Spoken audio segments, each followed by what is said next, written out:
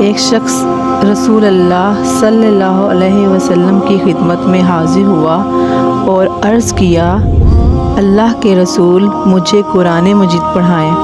آپ صلی اللہ علیہ وسلم نے فرمایا، ان 3 سورتوں کو پڑھو جن کے شروع میں الف لام را ہے۔ اس نے کہا، میں بوڑھا ہو چکا ہوں، میرا دل سخت اور زبان موٹی ہو گئی ہے، اس لیے اس قدر نہیں پڑھ سکتا۔ آپ صلی اللہ علیہ وسلم نے فرمایا، پھر ہاں میم والی 3 صورتیں پڑھا کرو۔ اس شخص نے پھر وہی بات دہرائی۔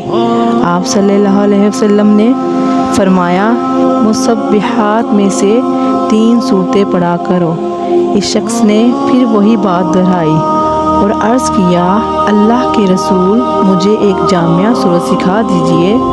رسول اللہ صلی اللہ علیہ وسلم نے اس کو سورۃ الزلزال سکھائی۔